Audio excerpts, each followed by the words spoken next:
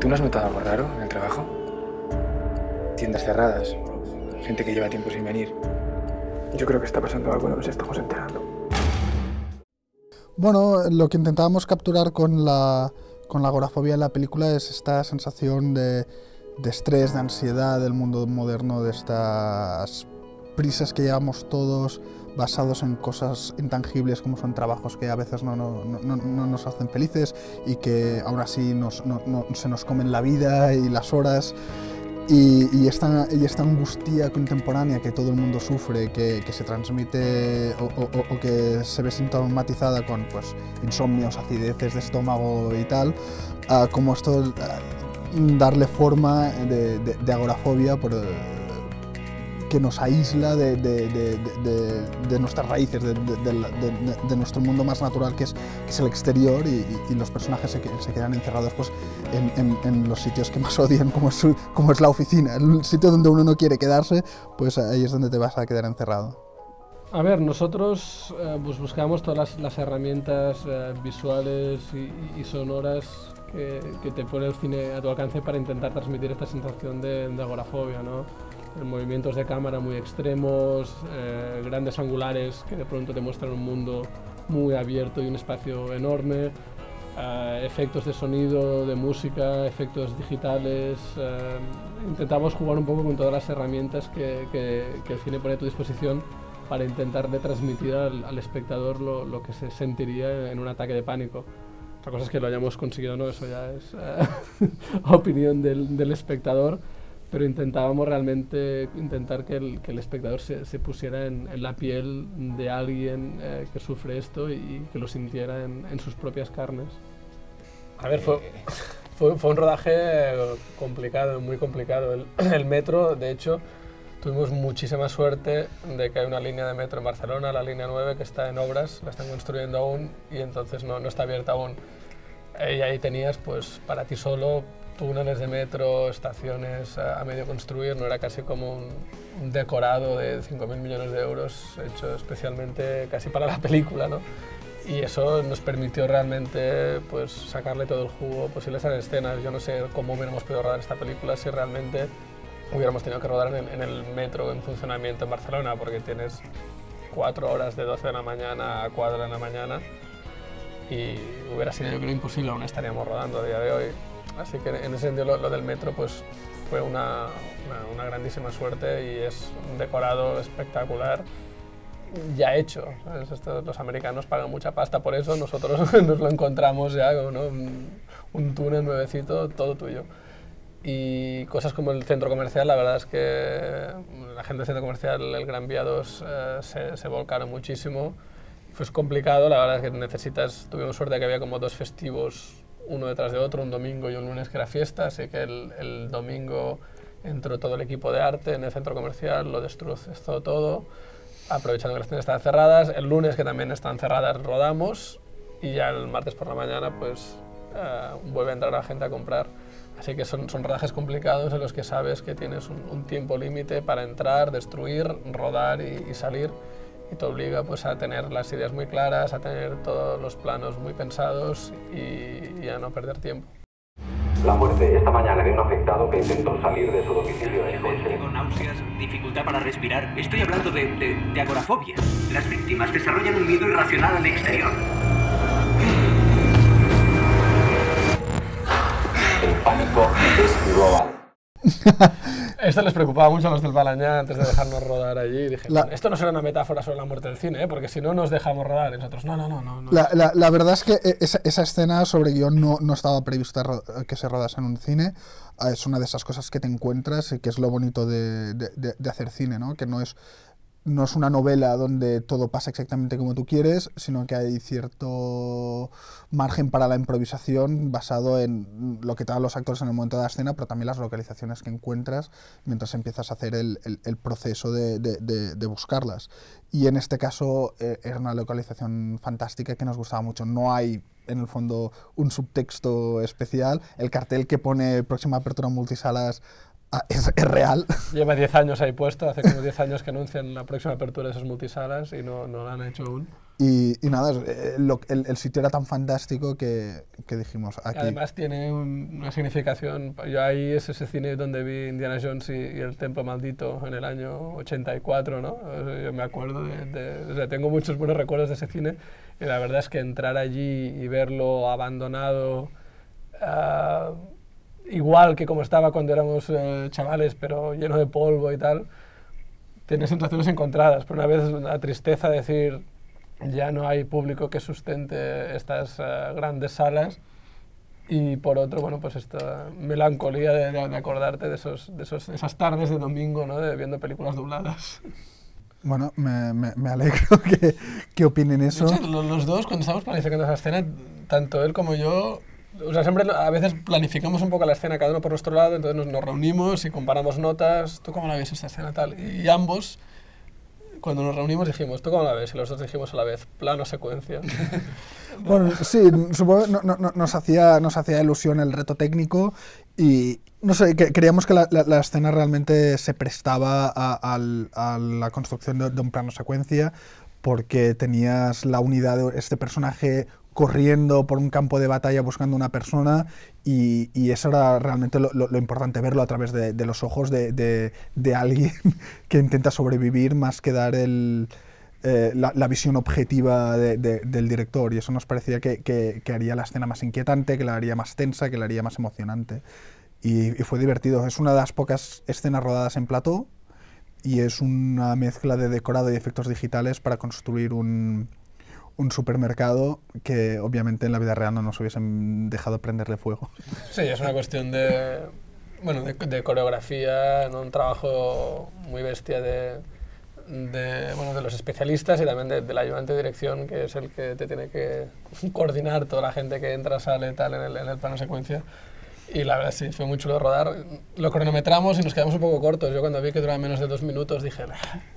Los directores se juntan y dicen, ¿tu plano secuencia cuánto dura? El mío 3, el mío 4 minutos, y nosotros tenemos un plano secuencia de 2 minutos. Pero la verdad es que ha quedado chulo. Pues mira... Me gusta que me hagas esta pregunta. Cuéntame. No, porque precisamente en el guión durante mucho tiempo había una historia de los mayas, precisamente. Había la historia de los distintos mitos de fundación de los mayas, ¿no? La historia de los hombres del maíz, que nosotros somos los hombres del maíz, que según los mayas, pues los dioses crearon primero unos hombres que eran de barro. De barro, pero entonces con las lluvias se derritieron, después crearon unos hombres de madera, pero los hombres de madera no tenían almas y que los acabaron destruyendo, y finalmente los mayas creían que crearon unos hombres hechos de pasta de maíz, que eran ellos, y que ese era el mundo en el que ellos vivían, ¿no?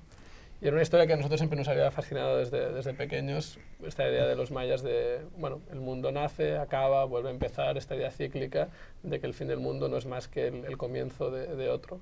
Y esta historia, de hecho, durante mucho tiempo estaba en el guión, una historia que un personaje contaba y que al final acabamos cortando por... por tiempo, por espacio, no sé. Sí, ni siquiera la rodamos, porque ya incluso en guión veíamos que era una historia bonita, pero que no iba a caber en la película.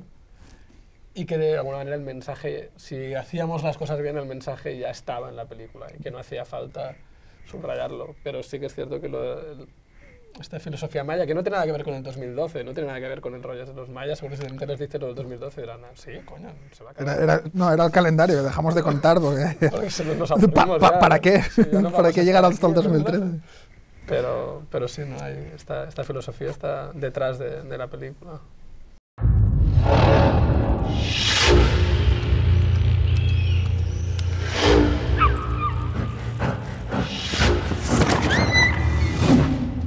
Bueno, a nosotros nos gustaba empezar la película un poco in media res y que cuando empezase ya vieses una ciudad transformada y cambiada y inicialmente no supieses por qué, y entonces ir llenando la información al espectador a través de estos flashbacks.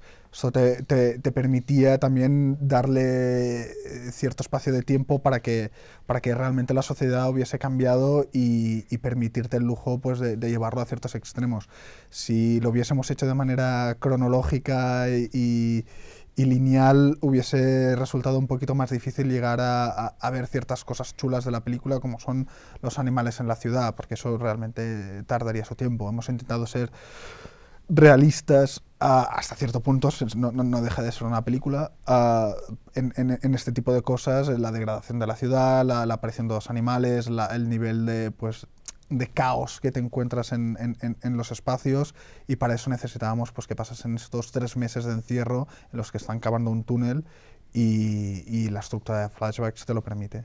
Nos gustaban modelos como Hijos de los Hombres, donde se plantea esta apocalipsis lenta que es la esterilidad, y que nunca se molesta en explicarte el porqué, sino que lo importante en el fondo son las consecuencias, cómo la gente actúa una vez sucede esto. ¿Por qué sucede? Bueno, se barajan varias teorías, como en nuestra película también, nunca se da una respuesta clara, pero no es lo más importante de la película, y esto es una de las lecciones importantes que yo creo que sacamos de esa película.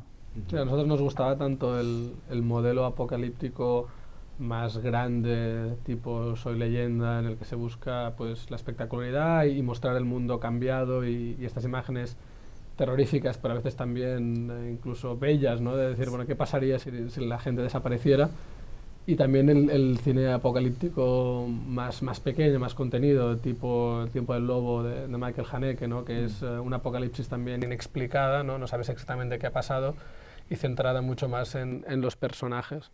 Son los dos tipos dos aproximaciones al género muy distintas, pero que la verdad es que nos gustan las dos, y yo creo que en nuestra película hay un poco de las dos cosas, ¿no?